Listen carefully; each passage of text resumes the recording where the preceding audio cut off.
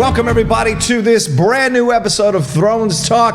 Well, Episode 1, Season 8 drop. We all ran here to the Collider Studios to watch it, and we're going to break this whole thing down. Not only is Winter here, we are here as well to talk about all of this that went down tonight. A lot of reunions, a lot of jumping around, a lot of loud noises, things of that nature. We are ready to go, and I couldn't do it alone, obviously, so I'm just your handsome host here to take care of business. Had to bring along these three incredible Game of Thrones experts. Let's start from my left over here. Ashley Victoria Robinson, how are you? I'm so good, but I will say you merely adopted the winter. I was born in the winter. I was raised in the winter, and it is finally here. I'm so excited. There you go. Maybe she'll be a White Walker. We'll see. Over here, Haley Fouch here from Collider.com and Collider Video. How are you, Haley? I am great. I'm so excited that it's back. Finally, 2 years. Hype kept us alive.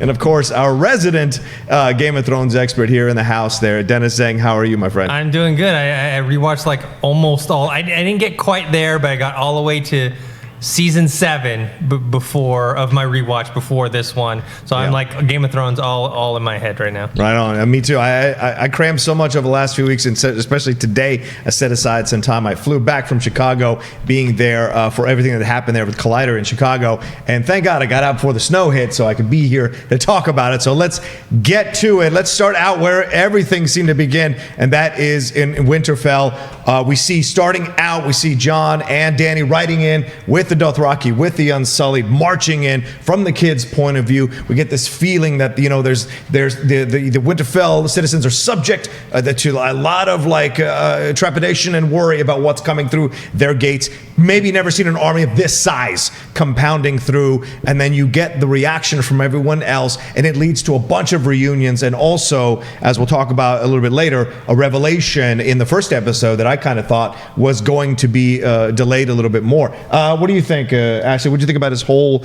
occurrences here in Winterfell? I thought it was super strange to start with a little boy who vaguely looks like Rickon Stark, but none of us recognize. Right. And then as you follow him through the crowds and you pull out, and our first main character is Aria, I realize that they are homaging this running sequence from the pilot episode. They're homaging the shots of the Queen and King entering Winterfell, and then it goes on from there. And there's a lot of callbacks to that pilot episode, which I think was a really intelligent way to remind us, like, hey, we know it's been 2 years, but this is where we're at. This is what we're doing. You love this. We're in for the long haul. Right. We've got Ser Jorah. We've got Jon and Bran. We've got Aria, the Hound, Gendry, Tyrion, Varys. Everybody's in this thing.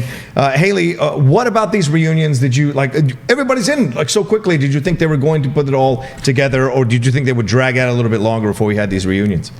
I think I was surprised by some of the compounded reunions. I didn't think they'd drag it out because we simply don't have the time with only 6 episodes. But I was surprised to see that Arya's reunion with the Hound and Gendry happened at once. That was like a lot in one moment. Right.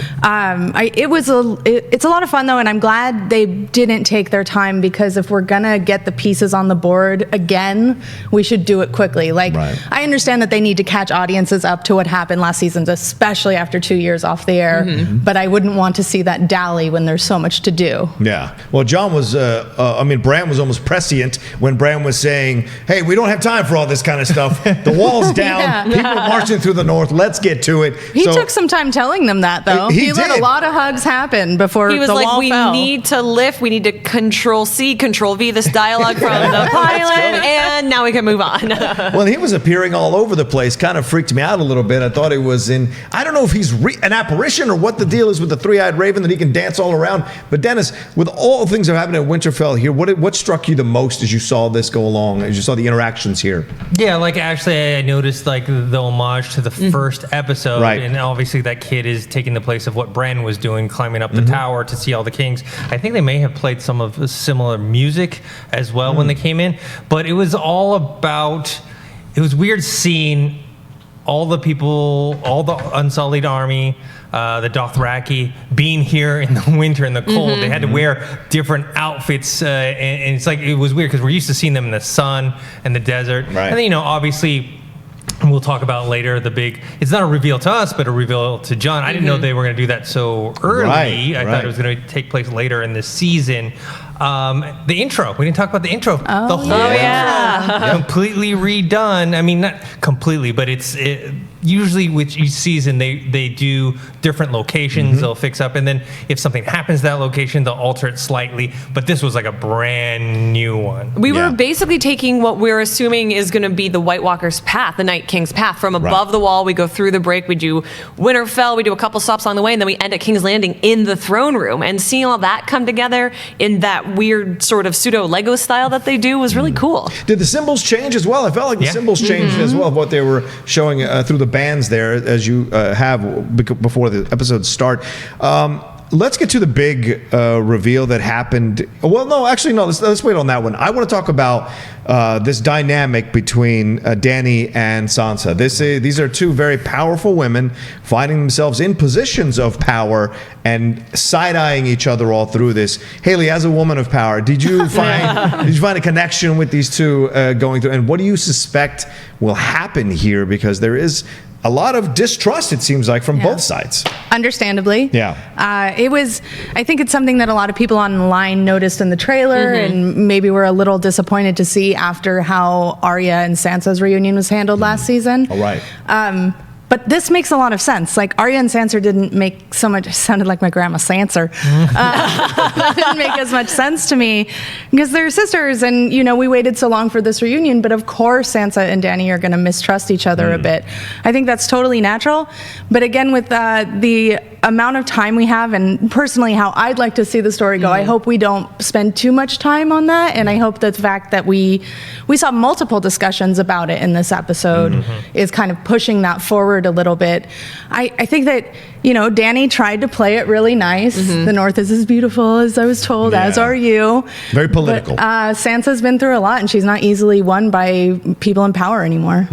Yeah, I mean, Sophie Turner has really embraced that role of Sansa, and you can tell the strength that she conveys in those moments. That's an actress who has come into her own as the seasons have progressed and embraces that power, and you love to see that. But it leads to she kind of symbolizes what these lords of the North feel now. We're all so caught up with what happened in season 7 that all these people are coming together and we know what's happening, but we forget the lords of the North weren't there with Jon. So actually, you have Lord Umbar get brought out and he says, we need horses, we need blah, blah, blah. Great, go get them. But then Lady Mormont steps out, Lyanna steps out. And, she's everything. She could be my queen. I love her so much. I was gonna say, give her more to do. She's so good. And I love that we actually got her to do a little bit more because she is a very young actress, so she's been in a pretty restricted role. It's interesting, and I'm going to say this as one of the white people on this panel, it is interesting to see that Dany's basically playing a colonizer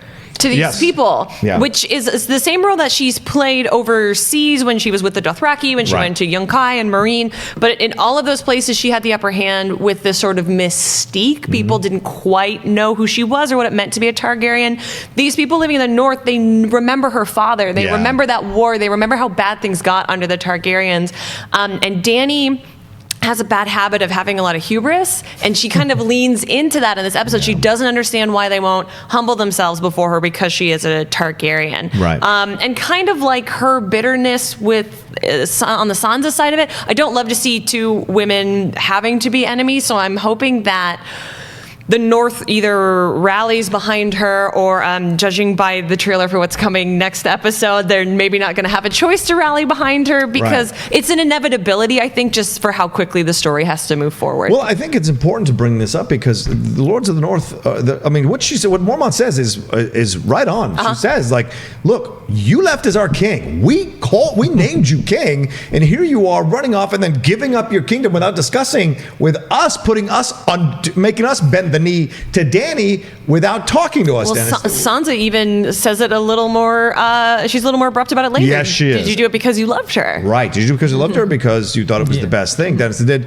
it surprise you to see that reaction from the Lords of the North? No, because throughout the episode they kind of reinforced the idea northern people are different than others. They are very loyal people, but the reason why they're loyal is because they don't trust so easily, and once they do, they'll give you their loyalty. And Davos and Tyrion and Varys have that conversation. They talk about you have to earn it from them. And then they started kind of looking at Jon and Dany, and they were like, maybe we should get these two married soon so we can solidify this. Then he does become king in that respect. Yeah, and let's move on to that. Jon and Dany have a beautiful dragon ride together. I know How to Train Your Dragon 4 looks really great. And they lean into the making out situation, make your queen warm and all that jazz. Look, there was great writing in this episode, by the way. There was not one wasted word, I thought, throughout the episode. But you see them coming together, Ashley, and doing the dragon ride and everything like this. Is this leading us to an even deeper it was a bit foreshadowing to see Jon be the one that dives and almost crashes into the ground. He also takes off first. He also, right, exactly. So it's interesting to me, and I wonder if that's a little bit of foreshadowing by the writers, by the creators, of what may happen with Jon in this situation with Dany. Oh, that's interesting. I was going to take it down the route of, we know in the Cersei storyline that Cersei is claiming to be pregnant. Right. I don't think Cersei's pregnant, but I actually think Daenerys is already pregnant. And I think that's going to be a pretty major storyline. I was surprised to see this soft moment in this episode because Game of Thrones doesn't give us a lot of these. Right. And it was really sweet, and perhaps it's because, speaking back to how quickly the season has to go, we're not going to have very many more of them, unfortunately. Yeah, but Game of Thrones, they do give soft moments once in a while, and usually it's when someone's going to go die. Yes. Yeah. They always got, you'll have a nice moment with Stannis and his daughter, and guess what happens to her? Yeah. They'll have a nice moment with so-and-so and so. So this may be some foreshadowing to one of these two dying. Also, the whole thing about her going, hey, look at that, we could go live in the waterfalls for 1,000 years, throws back to his relationship with Ygritte. Yes. In the cave, they could have lived there happily, and they choose not to. They choose not to. Someone is probably going to die. I'm going to be honest, I was shocked no one died in this episode. Yeah. Or none of our main stable of Yes. characters. I thought that what Dany said was very interesting, and you're right about the callback to Ygritte, but also she's never, her whole objective forever since her brother died essentially has been to take this throne, and to hear her say something like, we could just live at this freaking waterfall is a very big change of thought process for her that I find interesting, and I wonder if that's going to have fallout throughout the season, or if it was just like a romantic throwaway line.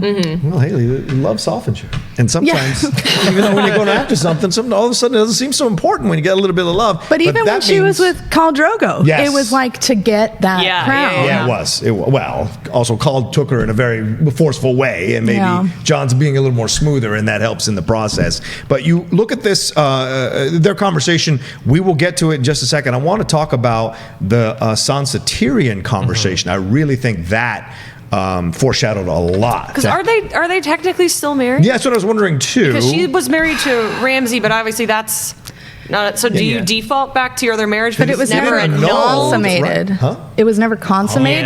Fair. So I don't know how much hold it would have after all it's this not like time. Tyrion is going to claim, like, we're still married, remember? No, but I expected that conversation to happen. Or for someone to mention that they had been married. I thought it was interesting that they skirted that. And I thought it was super interesting that Sansa has shown more respect for Tyrion in the 3 minutes that they speak in this episode than in the past 7 seasons combined. Yeah, but Sansa's also the smart one that says, you believed Cersei? Why would you believe Cersei? That is a smart thing for her to say. It's interesting because I'm sure all of us and many people watching watched the season 7 finale mere hours before we watched this. Right. In that episode, all the female characters, all the queens say, I had to learn this. I had to learn this. And then in this episode, they're all talking about how smart Dany is smart, Cersei is smart, Sansa is smart. So I just thought that was like an interesting bit of parallel writing as well. Well, it was nice to see her get one up on Tyrion. I thought that was nice to be a little bit further ahead in the game in that way. We'll see. I mean, that to me is what I find interesting about the Sansa character. She has all of a sudden become, for me, my favorite and most dynamic character in the series, because she could shatter this alliance. She could do anything she wants to do in this situation. And not saying that she'll become a mini Cersei, but she also respects and loves her family, wants to defend her family, not in the most cutthroat way that Cersei does. But you look at Jon and Aria having the reunion conversation, Haley, and Aria says to Jon, hey, don't forget your family. I'm glad that you found someone to love, and Dany's all great and all, and you bent the knee, but don't forget your family. This is important, right? Because as we're going to talk about in just a second, the revelation destroys that. So what did you think about their interaction there with the needle and long claw, like comparing their swords? It's really weird. That's an interesting one. I mean, it doesn't destroy his relationship to his family because he's still a Stark. Right. But that was definitely one of the lines that I flagged as sort of possibly foreshadowing, as well in the Sansa Tyrion conversation where she said, "I thought you were the cleverest man I ever met," or whatnot. Right. That was an interesting line. That might just be like fan service a little bit because we all kind of feel that maybe he's not as clever as we once thought he was after his decisions last few seasons. Yeah. But both of those lines really stood out to me from these Stark girls. I feel that Jon will not turn on his family. That's not his character and it's not in his nature. We saw last season, to everyone's chagrin, he announced, "No, I have knelt to the queen," to Cersei, when he could have easily lied. He's just a loyal man. Right, but he's a loyal man, and this is where my question lies to all of you. He may be loyal, but we know Stark blood means more than anything. Will him being partly in, will they now rally around Jon and try to push him? Yes. Like as we see over Dany. Dennis, let's get to it now. We had Dany and Ser Jorah come and talk to Samwell Tarly, and Sam he's all very perfectly deferential, and then they drop the bomb on him that Dany killed his dad. And then we said, "Well, I can go home now because my brother." Well, you killed your brother too. So now isn't he now the leader of House Tarly? Tully? But I mean, I actually like that scene because you could see the emotion on his face. I mean, even with his father, who he hated so much, and his father who treated him like dirt, you could still see that he was saddened by his death. Obviously, more so for his brother, right, who actually wasn't that terrible to him.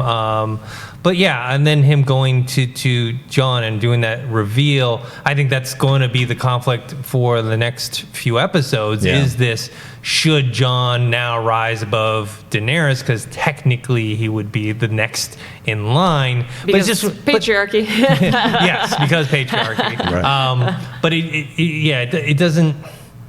And then plus it's something that's the northern people can more easily get behind, because they'll be like, "Oh, okay, well, if you're half Stark, half Targaryen, well, you should be the king anyways. We already made you the king." So they'll push that. Sansa will push that. Yeah. I mean, Aria and Jon's reunion, I liked a lot, just because, Aria was the one, well, I would say Robb and Aria were the two that treated Jon Snow like a real brother. Yes.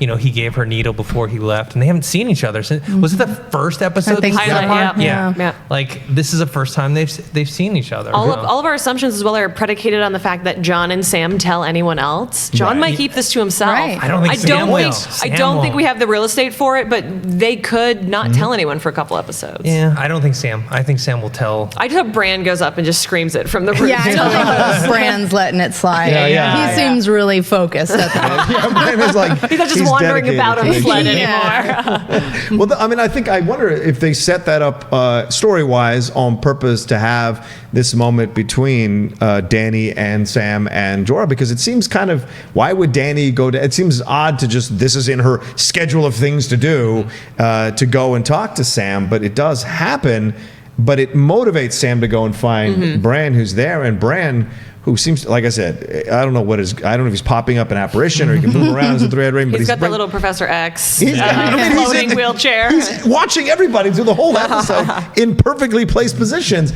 Who is wheeling him there? But he says, "I'm waiting for an old friend," and then tells him that's what motivates Sam to go down there, and then the crypt too, which is very interesting to have it happen there.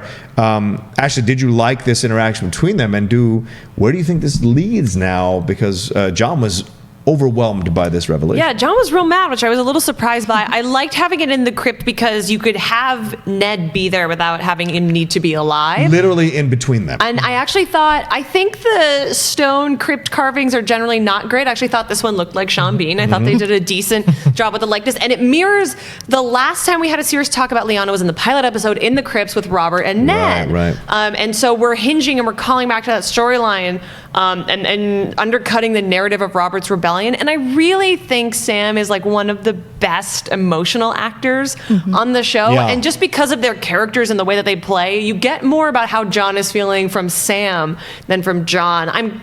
shocked we got to it in the first episode, but now that we have it, I'm interested to see where we're moving past to get to. Yeah, Haley, what do you think? Were you shocked that it happened so quickly, and where do you think it leads from here for them? And because like here are the people that know. It's 4 people now, right? It's Sam, it's Bran, it's Gilly, and it's Jon.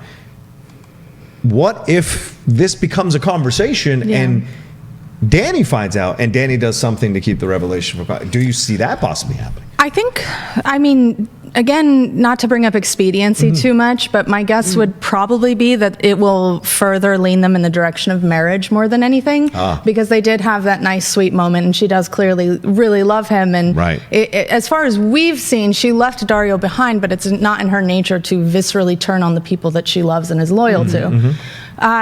So that'll be interesting to see the fallout. I am curious about Sam and what his role is to play in the larger season now that his knowledge has kind of already been dropped. Right. Like, he does have those books on how to fight the White Walkers and whatnot. He has done it. He has, and he could be the new leader of House Tarly, but technically they give up their titles when they join the Night Watch. I'm not sure how much that matters since the wall is gone. The Night's Watch is not, for all intents and purposes, disbanded. Exactly. But doesn't he? But by becoming a maester, though, doesn't he give that up, or was he becoming? You're right. You're absolutely right. By becoming that, then he becomes something else at this point. But I don't think he can. He was on his way to be a maester, and then he left. Cleaning a lot of shit. But you're right. He gave up most of all the important information, like the dragon glass and everything, and with the revelation of who Jon Snow's parents are, that's all out in the open. So those were like his big cannons. I am happy to see how they're using the dragon glass around to fortify the castle. I noticed that they put them on the walls of the castle, so you could just like push a White Walker into them and stuff. Very clever. Certainly a lot of crates of it being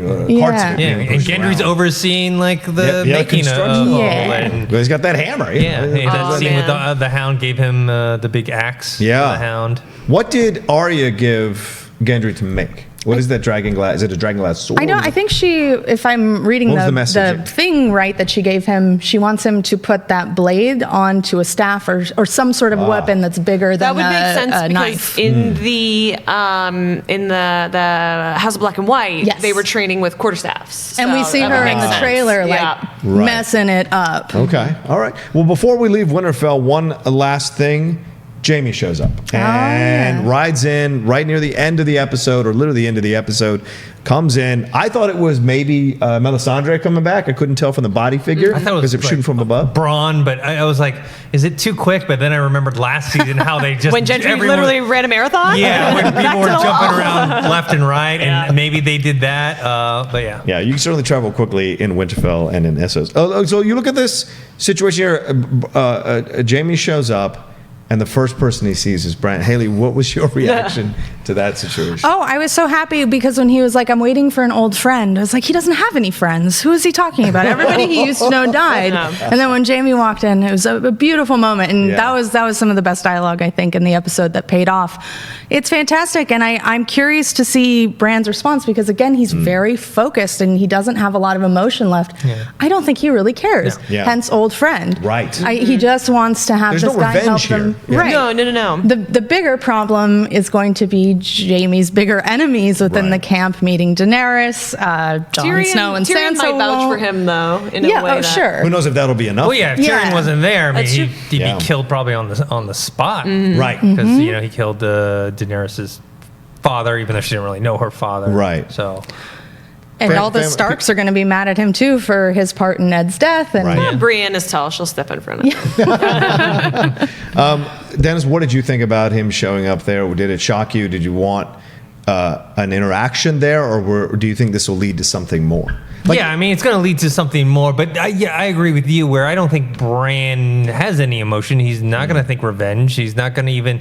Because remember, he's a three-eyed raven, so he's seen it all, right? So he knows...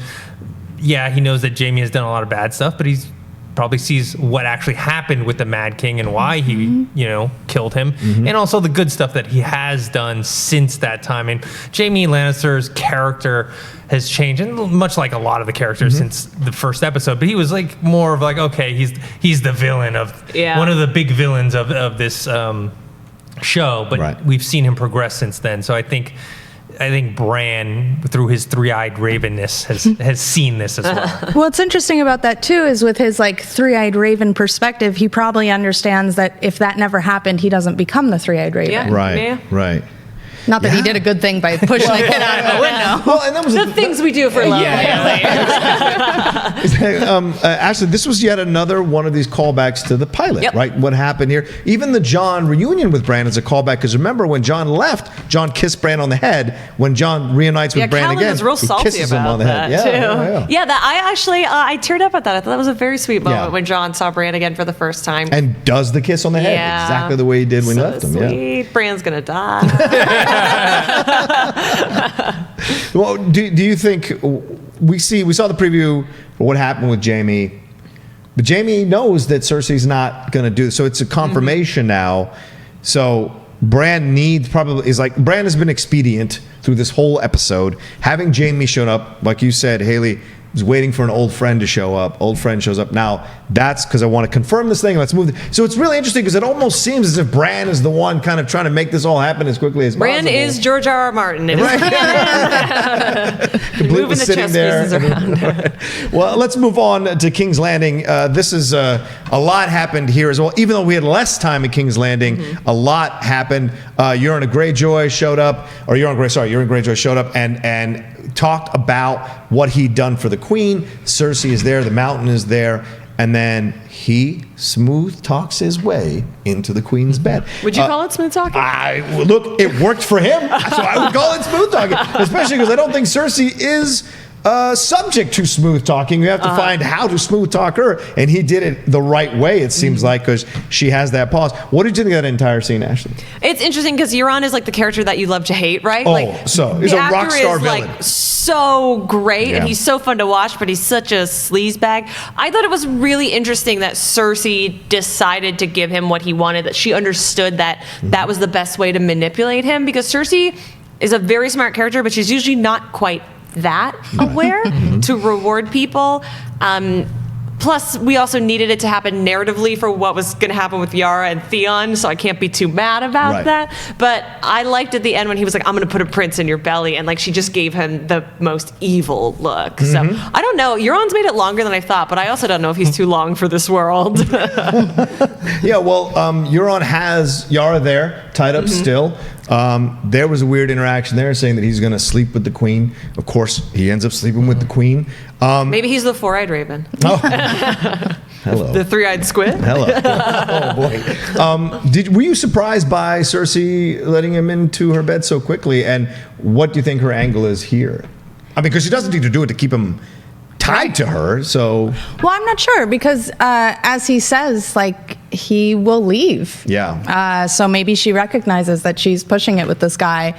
And when he points out, I brought you your vengeance. I brought you the Iron Fleet. I brought you the Golden Company. Like, how far can you push this guy who she knows is kind of crazy? Yeah. I appreciated, this is a side tangent, but in his conversation with Yara that he said, he's got a crew full of mutes, which is a nice call to the books where he has all of his crewmen cut out their tongues. They haven't really discussed that much in the show.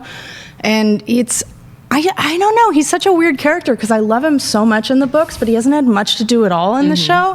And the fact, like you said, I can't believe he's still around. Right? He has to go soon, but seemingly he's just bought himself a little favor with the Queen for at least like a little extended stay. And this was a queen that was very unhappy, Dennis, about not getting elephants. This was a big deal. Yes. She was promised elephants. Yes, and We then, don't have then elephants in in the the budget. budget. In the budget, they're like, we don't have the CGI or the animal handlers. For It's that. all gone on the Dragon's Son. We can't Really? really... We'll mention them and then. Yeah. They look like Lord of the Rings had elephants. They had no dragons. You only get one. With that, I thought maybe Cersei sleeping with Euron had something to do also with her rejection of Jaime now leaving, because at first when he left, we hadn't gotten her reaction to it yet. Like, did she know, and what did she think about it? And she's obviously with the whole hiring Bronn to kill them both, and including Jaime into that, not just Tyrion. That she's obviously angered by his, I guess, betrayal in her mind. So maybe that's another reaction to that, and allowing, sleeping with Yarn, even though she probably didn't have to. So. Yeah, and well, you mentioned the Bronn situation. Ashley, you look at this now. Maester Pycelle comes in and says, hey, you're being hired by the Queen to go and kill Tyrion and Jaime with the crossbow that Tyrion used to kill Tywin. This is all very interesting. What is, just walking away from it, is that enough to lose you connection to the land? This is the man who was the father of her children. This is such a very hard decision, or harsh decision. What did you think about this? I thought it was extreme. I was a little surprised by it. Yeah. It would have made more sense to me if we had some reference to the prophecy that in the book Cersei's always running from, about the Valonqar, about her little brother, because we also know Jaime's her younger twin. Right. So this way, she's also taking both of them off the board. I don't know if it's going to serve any sort of meta-narrative purpose besides also getting Bronn up north. Right. You know what I mean? The crossbow was also Joffrey's crossbow, and we saw him using it. And I think we've seen Tommen with it as well. So, that's a weapon that takes down Lannister men. So whether Bronn takes it and uses it, it going with him is a dangerous proposition. Well, I think that's what's fascinating to me, too. If you look at this, Haley, why do you send the guy, and we were saying this off camera, why do you send the guy who's the most connected to these two, has spent days, hours, weeks, months with both of these guys traveling in separate storylines in this show? Why would you send that guy? Is there something more deeper at play? Because she is not a queen that makes terrible decisions like this. So I wonder about it. Yeah, I don't know. It seems really not smart to me. Of everyone in King's Landing, there has to be a better person than the one dude who became friends with the two guys he's supposed to kill. That doesn't really add up. But we do know that Bronn loves his gold and his castles. He does. So he, conceivably could be swayed to kill the two people he likes most in the world. I think I'm with Ashley. It's just going to get him up north. And then probably once he gets there, why would he stay loyal to her? He doesn't even like her. Right. Except for the promise of gold, which once he gets to the north and sees the army of the dead and the dragons for himself, what does gold mean in that context? Exactly. Who cares about the gold at that point? Did you like the Captain Strickland character? Do we think that'll play a little something? I'm sure he'll be a bigger character later on. They gave him lines. Yeah, right now. And a name. And a name. So, right now he's just there to he was an under 5, so he got a day rate, but... They could recast it. He was... I'm trying to think. Was he the only kind of new character of note in this whole episode? Lord Umbar was new, right? Baby boy Umbar. Oh, yeah, but he was a plot device. Yeah. Right. Well, what is the captain of the Golden Company if not a plot device? I'm wondering if they're going to use him later on, where obviously with the Umbar kid, not so much. and then as this tryst, or this night of romance happens between Euron and... Again, would you call it romance? I think as far as these business transaction. as far as these two can conceive of romance, I think it's as close as it'll come at this point in their lives. Do you look at this and what is Euron's need to get stroked here? This is a weird moment, I thought, dude, you got in the Queen's bed. Why do you have to now be comparing yourself to the people who've been before? Is this his way of pushing the buttons of Cersei to see how far he can go with her? John, have you ever met a man? Yes. Nothing about that surprise.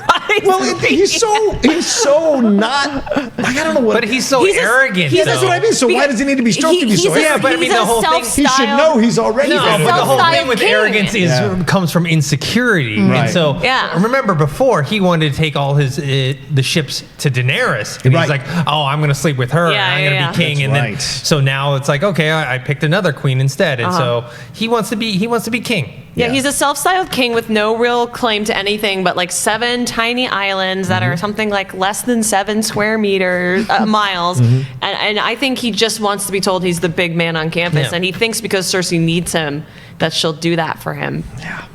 But she's way smarter than he is. Yeah. Oh, yeah. By miles. Euron has no idea how deep in the water, for a ship's captain, how deep in the water he actually is in this situation. Were you guys disappointed at Yara's rescue? I had already theorized that Theon was going to lose his life saving her, but it ended up not being true because like saving her was literally like 5 guys with bows and arrows and like taken out and okay, you're free now. I think since he didn't die saving Yara, I think now he has to die in service of Bran, right? And we've talked about this on the podcast because we think his greatest crime is killing Rickon and Bran. It's not. It's killing those other 2 kids that we conveniently forget about. Yes. And I like that because, again, to call back to the season 7 finale, he has a scene with Jon where Jon says, "You're a Stark and a Greyjoy. Go be a Greyjoy." So he did that, and then Yara gives him that same speech, like, "Now go be a Stark." I liked the moments of it that we got, but I do wish it had been longer. It felt like it could have been a major B story, but we have so much geography to cover in these episodes. And do you think what Yara's saying is going to come back in terms of, oh, I need to take back the Iron Islands because this may be the only place of refuge for everyone because whites and walkers can't swim? As far as we know. Yeah. Right. I mean, I can't imagine them hopping on the ship and like rowing But they have boats. a dragon. That's true. That's true. They have a dragon. They could just walk underwater. They don't breathe. Just take a long walk and they'll get there. I mean, they got Very Pirates stuck. of the Caribbean. Remember, they got stuck in the ice water when that That's whole thing true. was happening for like overnight. They couldn't walk across. Oh, right, they because were on that little afraid. island, yeah. Right, for quite some time. Theon and Yara are reunited. I think it's a fantastic scene, interaction between them on the ship. Yara's all of a sudden very cleaned up, no bruises, no cuts, nothing. That was very interesting. But it was nice to see Theon be like, her sense that Theon doesn't want to go back, that he wants to go fight. Did you like that interaction between them? And did it kind of foreshadow that they're both never going to see each other again? The way they said that and the what is dead may never die. Real quickly, it is a common saying in the religion of the drowned god on the Iron Islands. The answer to the phrase is, but rises again harder and stronger, kind of what Theon has become. Yeah. I can't imagine they would meet up again. They have, I mean, they've had more times than I would expect, in fact, to meet up, come apart, meet up, come apart, do it over and over again. I think that's probably it for them. Maybe my favorite moment of their interaction is when she headbutts him and then gives him a hit. I was so perfect. It's so Ironborn. Yeah, It's classic. Especially because of what he did. Yeah, totally. He deserved that. I thought he totally looked like Mick Jagger because he's got long hair in this episode, and I found that very distracting. He is the brother of a rock star. That's true. That's true. And Lily Allen. So Oh, Alfie. She wrote a song about how lazy he Yes. was. That's not nice. Well, when you're pretty, I guess you get away with things. I mean, Alfie, not. All right, well, look at you look at He this is pretty. going forward. This Iron Islands thing Yara's been one of these characters that we have been waiting to see more from. Right? Yes. We've been waiting her to get into the battle. Now, with her freed, this kind of messes Euron up a little bit in terms of his power base now. And so, how is that going to come into play as we go forward? What do you think, Dennis? I don't know. I mean, it really depends on how quickly they're going to kill off his character. Do you think it's going to be quick? I don't know. They haven't built his character up enough when he dies. He's done a lot with the screen But killing time. him would feel significant because of the way he's positioned himself. Yeah. True, but I mean, I just felt like we need more time with his character to like when he dies, it will feel like. That's why I thought the whole Yara and Theon thing would happen maybe a little bit later on, maybe in another episode or two, and then maybe Euron dies in the process. But Maybe they want Theon for that battle that we saw was happening next episode.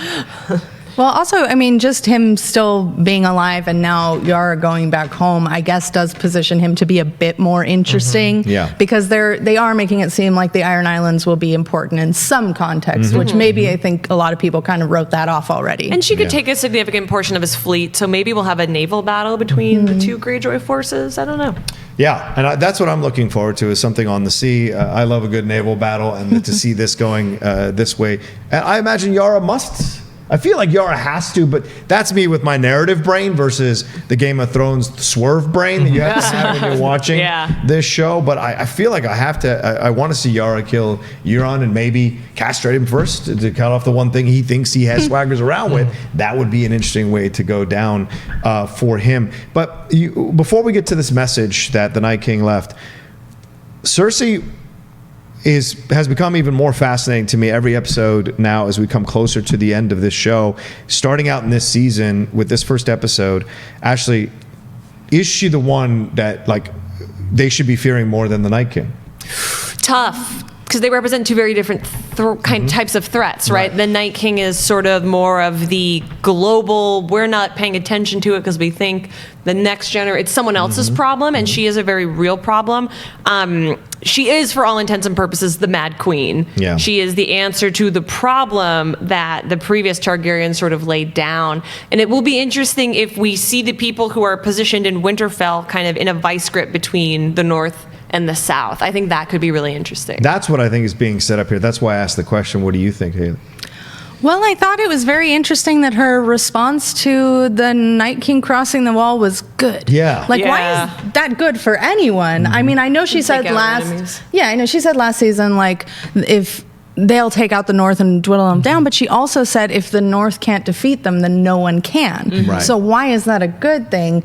I don't know if she's done any clever thinkings with Mr. Qyburn since last season. Yeah, I'm wondering if Qyburn has like come up with some sort of plan that like, oh, I can control them and you'll be the queen of the undead as well. So I don't know. Maybe these people are right with their theories that she's going to try to mack it with the Night King. Well, you know, the White Walkers, classically masculine, there was a big deal in the old tales when now one of the queens joined them and became the Night's Queen. So maybe so.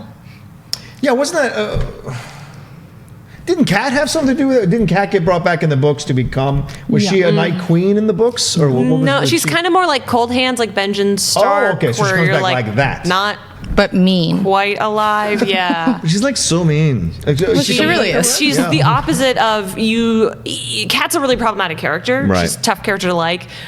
When she comes back as Lady Stoneheart, which a lot of people think we're going to see somewhere in this season in the infinite amount of time that we have, she has none of those motherly qualities. She has no mercy left in her. Gotcha. So You know that moment when she slits Walder Frey's young wife, even though she lost, and it's all vengeance and spite? That's all that's left of her when she comes back. Yeah. Wow.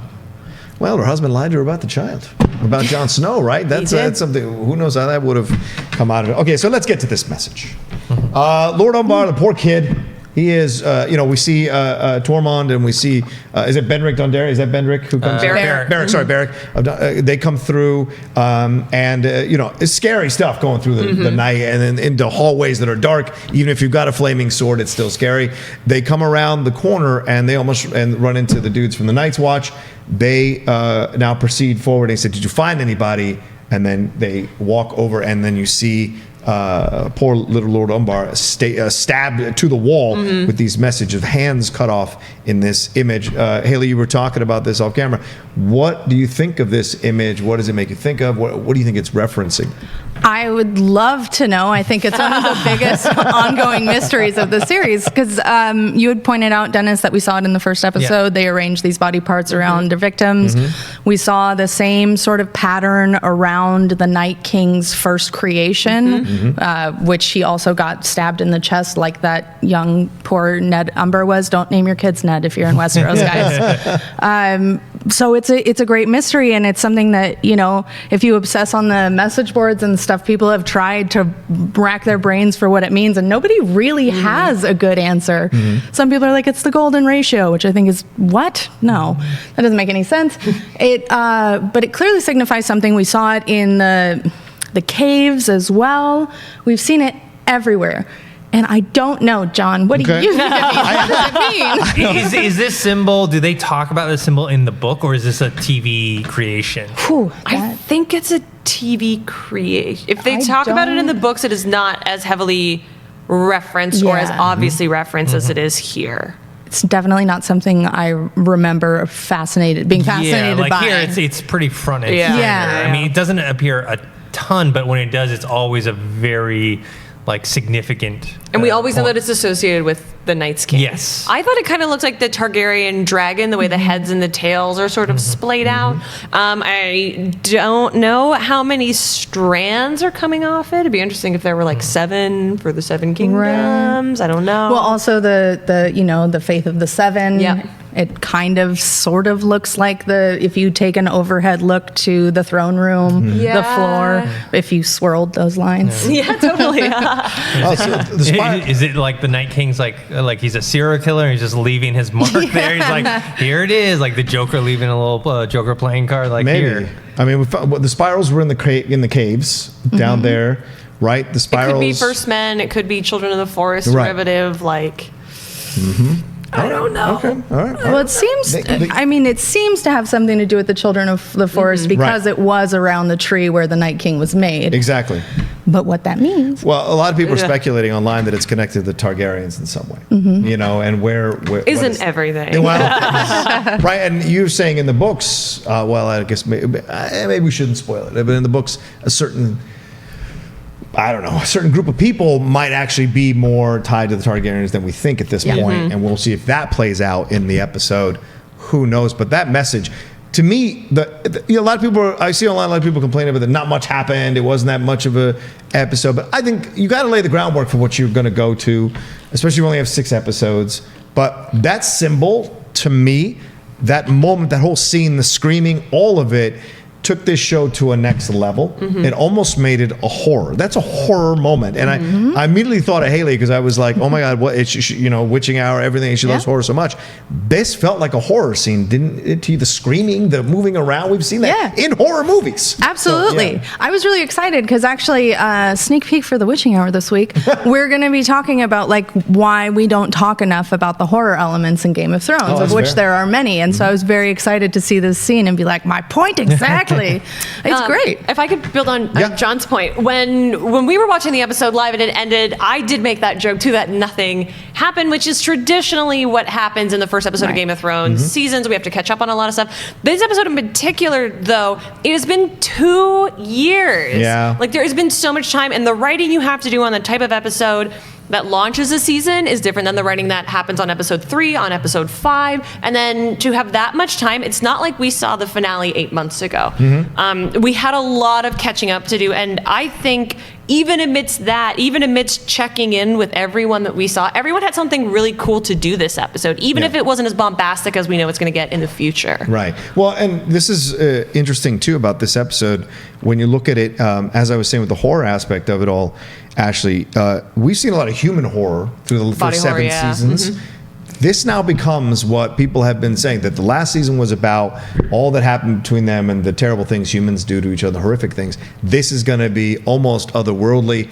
Now you have the Night Walkers breaking through. You have them leaving messages of fire, these hands and spirals, this whole 9. Are we going to see more of that, Dennis, to the point where we don't, like, the relationship stuff kind of goes to the background? I'm kind of worried about it because I had tweeted out earlier today because I rewatched Battle of the Bastards for the 4th or 5th time. I just love that episode. And I said, I don't know if anything is going to top this for me from an action sequence standpoint. Not because, and people are saying, oh yeah, but they shot this season that took 50 nights to do 1 episode or whatever. And I'm like, sure, that's great. The scope and scale may be bigger, right? But emotionally, am I going to care? Because I cared about Battle of the Bastards. I cared about them defeating Ramsay. We saw what Ramsay did to Sansa. We saw what Ramsay did to a lot of people. We know Jon Snow's character and his journey to that point.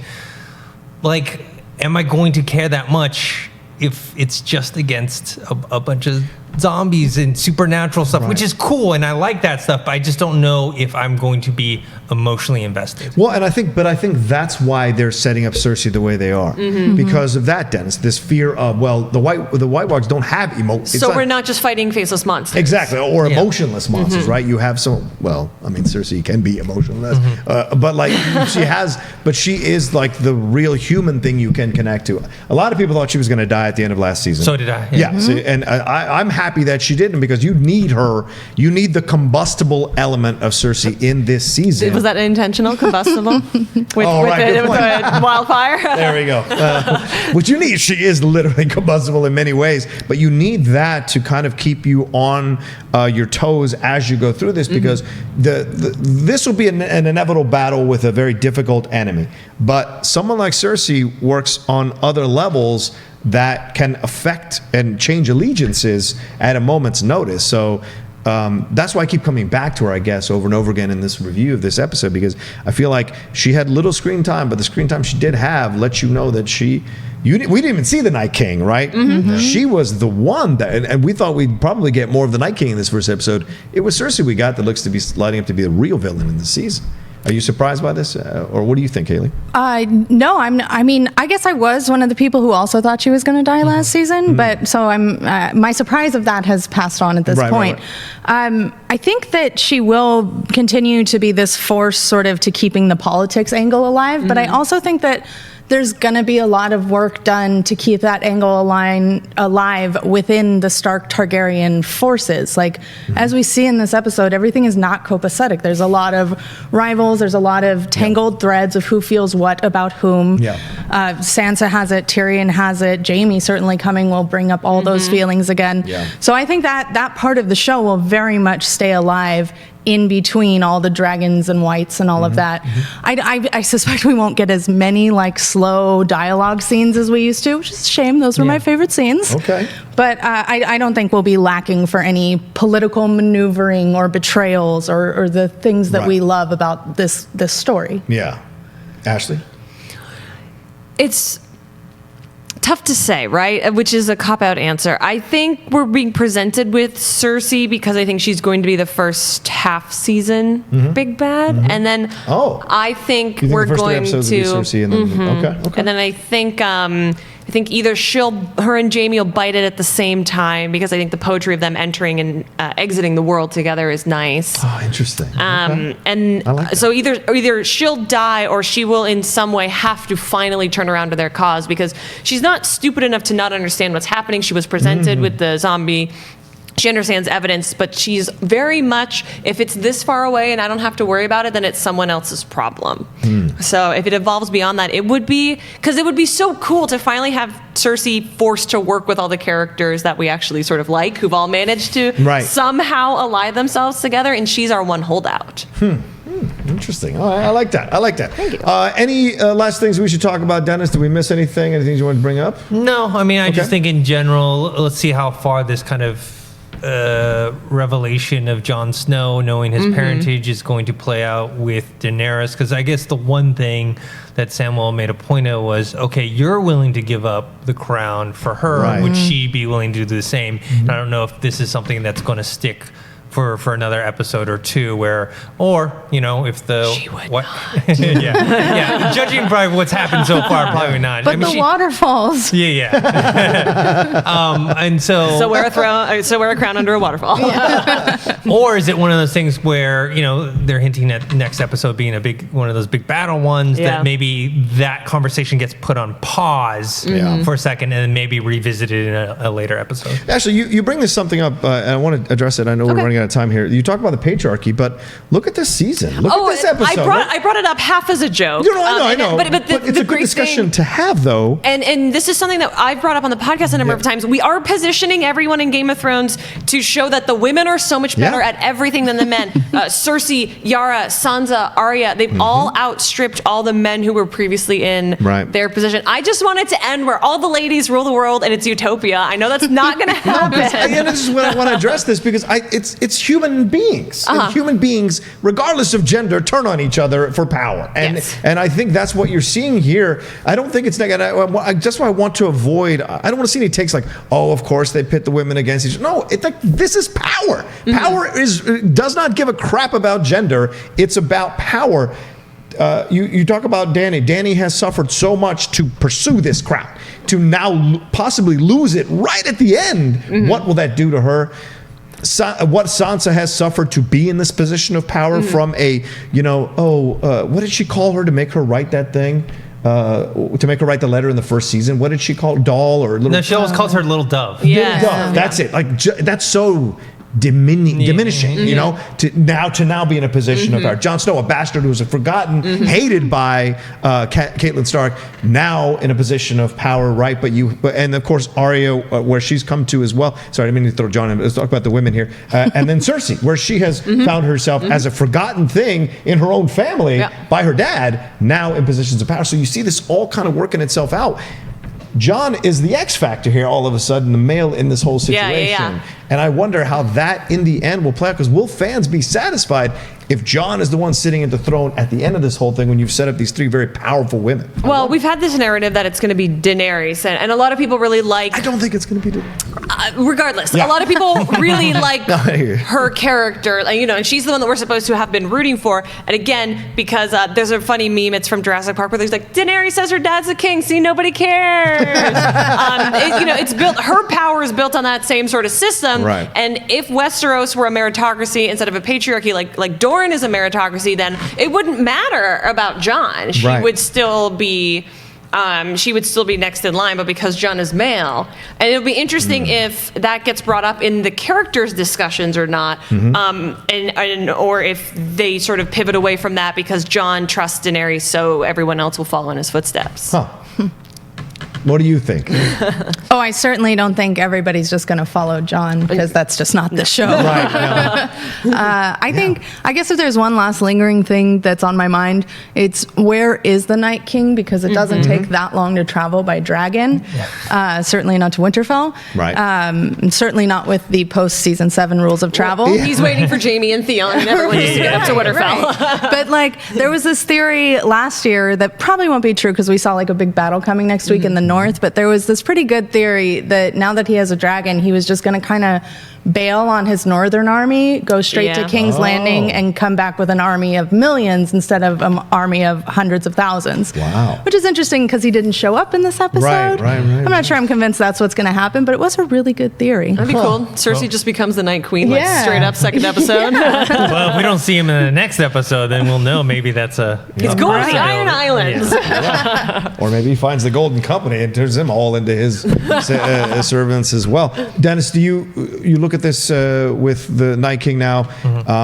Do you think this is going to be what happens with him eventually, is that he starts to recruit and do whatever, or do you think he's got other... what is this... is it just an inevitable march, or is there more of a strategy here? I'm not too sure, and that's why, the Night King is fun and the zombies are fun, but I'm always more invested into the politics and the nature of relationships between all the different families and the family history and the lore versus, the Night King is... We don't know what his motivation is. Right. We just know that he's coming, and he's, he can turn, undead people into more of his army. So, I do want to see that battle. I'm just wondering, is that the ultimate thing at the very end of this series? Is it a battle between everyone versus the Night King, or is it something else? Yeah. And that's why I like this episode. I know some people were complaining here in the... It's a setup episode. Chat. They felt it was a setup episode, but I think you got to do that when you're coming back from...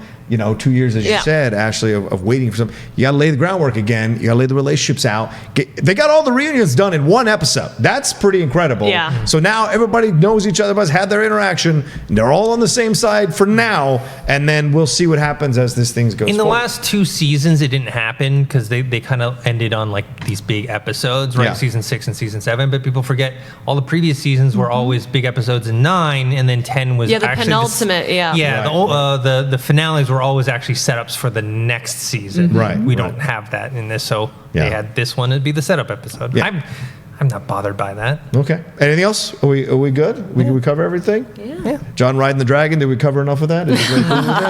He did make me think, no capes. I mean, he had the nice line. He's like, she ruined horses for him. Now that was cute. That was cute. Right. John's not usually funny, so that was a nice moment. Well, love. Thanks everybody for watching this review and recap of Game of Thrones episode 1 season 8. We don't officially know the title yet. I haven't been able to find it. I mean, there was Winter's Here is one, and I heard some other ones as well. Crypts of Winterfell was one that was thrown around. Crypts of Winterfell was another one, so we'll see. But either way, thanks everybody for watching this breakdown. What did you think? Let us know in the comments section. But look, the chat was lively. The chat was very lively. A lot of people think Aria is going to kill Dany. which would be an interesting way to go down. So people have these theories throughout this. It's been fun to see people's ideas. And Bronn, one person actually thinks Bronn is going to kill one of the Lannisters. We'll see if that goes down as well. But I want to thank my incredible panel. Look, I just serve this stuff up. They talk about it. They're knowledgeable. They've all read the books. They're all really into Game of Thrones. So Ashley Victoria Robinson, thank you for stopping by. Thank you for having me. Where do people find you? People can find me all over the internet at Ashley V. Robinson. The V is very important. You can also find me on the What the Throne podcast here at Collider and doing my personal podcast, Geek History Lesson, at geekhistorylesson.com. Nice. Haley Fouch? You can find me on Collider.com, where we will be inundated with Game of Thrones content, no doubt. You can find me on Twitter at Haley Fouch, Instagram at Haystack McGroovy, and you can find me here at Collider Video on Movie Talk and on The Witching Hour. Boom. There you go. And, of course, Dennis Zhang. You guys can find me on Twitter at ThinkHero, Instagram, Dennis.tzng. Yeah, I do a Game of Thrones podcast with Ashley over there, What the Throne, and Haley guested on the last one. I'm sure you'll be appearing on more episodes. Oh, really? Roka as well. It's cool. Whatever. Well, remember, you had to go to Chicago. Yeah. Plus, we're going to be talking, so we're going to be talking about, obviously the stuff that happened with this episode and forth. But even after the season's over, we'll be delving into some other stuff. And, every week we're going to be doing this live stream of this review. So join us every week, same time. Getting a lot of good compliments here from a lot of people. So thank you, everybody, for watching. You can follow me at The Rogue Says as well. Hey, remember to like and share this video on your social media. Subscribe to Collider for more videos. Not just this, but a lot of our other content as well that goes down. Oh, and also, what can I say? Oh, and also, give it some love. Give us your theories. Tweet at everybody. Let us know what you think is going to happen. Who's going to win? Who's going to lose? Who's going to be sitting on the Iron Throne? Do you think it'll be the Night King in the end? Will he turn it into an Ice Throne? Who knows? Let us know there. Come back for next week. We're going to talk about it. You saw the preview at the end of this. Looks like Jaime's going to rattle a lot of cages being there, and we're going to see some battle hopefully going down. Tyrion, very sad look on his face, foreshadowing maybe some deaths. It's going to go fast. Only 6 episodes. All right. Thanks, everybody, for watching. We'll see you next time for another episode of Thrones Talk.